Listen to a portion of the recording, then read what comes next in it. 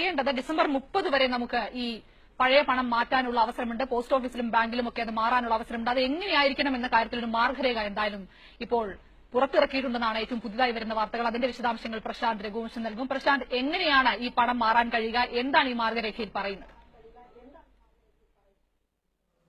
ശാലിനി, ഇപ്പോൾ reserve bank governor ഒരു മാർഗരേഖ 2 പേജുള്ള ഒരു മാർഗരേഖ പുറത്തിറക്കി നൽകിയിട്ടുണ്ട്. എന്തുകൊണ്ടാണ് ഈ തീരുമാനമെടുത്തത് എന്നത് വിശദീകരിക്കുന്നിടത്ത് ഒന്നാമത്തെ കാരണമായി കള്ളനോട്ടുകൾ വ്യാപകമായി വരുന്നു, ഇത് തടയാനാണ് എന്നതാണ് പറയുന്നത്. രണ്ടാമത് കള്ളപ്പണം എന്നും പറയുന്നു.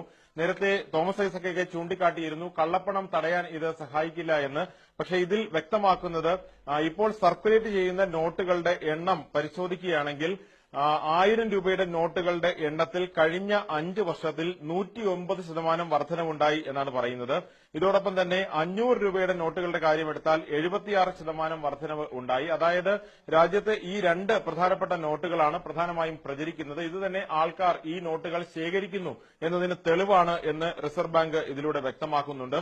ഇതോടൊപ്പം വേൾഡ് ബാങ്കിന്റെ ഒരു കണക്ക് ഇവർ ഉദ്ധരിക്കുന്നുണ്ട്. 23.2% 2007 കണക്ക് പ്രകാരം ഇന്ത്യയിലെ നിഴൽ സാമ്പത്തിക അവസ്ഥ എന്നും ഇതിൽ വ്യക്തമാക്കുന്നുണ്ട്. അതുകൊണ്ട് ഷാഡോ ഇക്കോണമി 23.2% ഉയർന്ന ഒരു സാഹചര്യം കൂടി ഇപ്പോൾ പരിഗണിച്ചിട്ടുണ്ട്. ഇത് പ്രധാനമായും നമുക്ക് അറിയേണ്ടത് നമ്മുടെ കയ്യിലുള്ള 500 രൂപയുടെയും 1000 രൂപയുടെയും നോട്ടുകൾ ഇനി എങ്ങനെ മാറാം എന്നതാണ്. അത് സംബന്ധിച്ചിപ്പോൾ റിസർവ് ബാങ്ക് പുറത്തിറക്കിയിരിക്കുന്ന ഈ മാർഗരേഖയിൽ വ്യക്തമാക്കുന്നത് റിസർവ് ബാങ്ക് ഇതിനുള്ള സൌകര്യം എല്ലാ ബാങ്കുകളിലും ഇപ്പോൾ ഏർപ്പെടുത്തുകയാണ്. നാളെ ബാങ്കുകൾ ഉണ്ടാവില്ല, എല്ലാ ബാങ്കുകളിലും നാളെ പൊതുജനങ്ങൾക്ക് പ്രവേശനം ഉണ്ടാകില്ല എന്ന് വ്യക്തമാക്കുന്നു. ATM കൌണ്ടറുകൾ നാളെയും മറ്റന്നാളും അടച്ചിടാനാണ് തീരുമാനം എന്നാണ് റിസർവ് ബാങ്കിന്റെ ഈ പേപ്പറിൽ വ്യക്തമാക്കുന്നത്. അതുകൊണ്ട് 2 ദിവസത്തേക്ക് ATM ഉണ്ടാകില്ല, 1 ദിവസത്തേക്ക് ബാങ്ക് ഉണ്ടാകില്ല. അതേസമയം നമ്മുടെ കയ്യിലുള്ള രൂപയുമായി ബാങ്കുകളിലേക്ക് പോകാം. അത് നമ്മുടെ അക്കൌണ്ടിൽ നിക്ഷേപിക്കാൻ, എത്ര രൂപയുണ്ടെങ്കിലും അത് നമ്മുടെ അക്കൌണ്ടിൽ നിക്ഷേപിക്കാൻ ഒരു തടസ്സവും ഉണ്ടാകില്ല എന്ന് റിസർവ് ബാങ്ക് വ്യക്തമാക്കുന്നുണ്ട്. നോ യുവർ കസ്റ്റമർ KYC ഇതുവരെ പൂരിപ്പിച്ച് നൽകാത്തവർക്കാണെങ്കിൽ അക്കാര്യത്തിൽ 50,000 രൂപയുടെ ഒരു നിബന്ധന വയ്ക്കും. 50,000 രൂപയിൽ കൂടുതൽ അക്കൌണ്ടിൽ നിക്ഷേപിക്കാൻ കഴിയില്ല. അതുകൊണ്ട് നമ്മുടെ കയ്യിലുള്ള പണവുമായി ബാങ്കിലേക്ക് പോവുകയാണെങ്കിൽ 500ഉം 1000ഉം ഒക്കെ കയ്യിലുള്ളവർക്ക് എത്ര വേണമെങ്കിലും അവരുടെ അക്കൌണ്ടിൽ നിക്ഷേപിക്കാം. KYC നേരത്തെ പൂരിപ്പിച്ച് നൽകിയിട്ടുണ്ടെങ്കിൽ, ഇല്ലെങ്കിൽ 50,000 രൂപയുടെ ഒരു നിബന്ധന ഉണ്ടാകും. അതല്ലെങ്കിൽ ഈ പണം നൽകി നമുക്ക് പുതിയ നോട്ടുകൾ ബാങ്കിൽ നിന്ന് വാങ്ങാനാണെങ്കിൽ ഒരു ബാങ്കിൽ ചെല്ലുമ്പോൾ 4,000 രൂപ മാത്രമേ ഒരു ദിവസം മാറാൻ കഴിയുകയുള്ളൂ.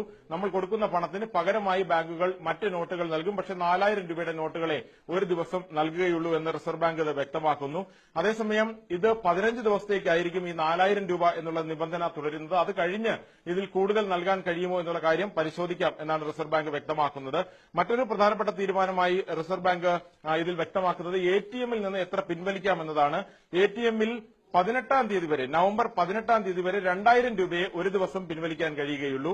ഈ ലിമിറ്റ് 4,000 രൂപയായി നവംബർ 19 മുതൽ ഉയർത്താനുള്ള ഒരു തീരുമാനമാണ് എടുത്തിരിക്കുന്നത് എന്നും റിസർവ് ബാങ്ക് വ്യക്തമാക്കുന്നു. ഇനി ഏതെങ്കിലും കാരണവശാൽ ഈ ഡിസംബർ 30 വരെ ഈ നോട്ടുകൾ മാറാൻ കഴിയാത്തവർക്ക് അതിനുള്ള സൌകര്യമൊരുക്കും. ഇനി നമ്മൾ ബാങ്കിൽ ഈ നോട്ടുകൾ മാറാൻ പോവുകയാണെങ്കിൽ എങ്ങനെ മാറാം, അതിനൊരു ഫോം അവിടെ ഉണ്ടാകും. ഇതിനൊരു റിക്വസ്റ്റ് ഫോം ബാങ്കിൽ പൂരിപ്പിച്ച് നൽകണം. ഈ പണം നൽകുന്നവരുടെ വിവരങ്ങൾ ഉൾപ്പെടെ ഒരു റിക്വസ്റ്റ് ഫോം നൽകണം. ഇതോടൊപ്പം തന്നെ ഒരു തിരിച്ചറിയൽ കാർഡിന്റെ കോപ്പിയും അവിടെ നൽകേണ്ടി വരും എന്നാണ് ഇതിൽ നിന്ന് വായിക്കുമ്പോൾ വ്യക്തമാകുന്നത്. ഗവൺമെന്റ് ട്രഷറികളും ബാങ്ക് ബ്രാഞ്ചുകളും 10-ാം തീയതി പ്രവർത്തിക്കില്ല എന്നും വ്യക്തമാക്കുന്നുണ്ട്.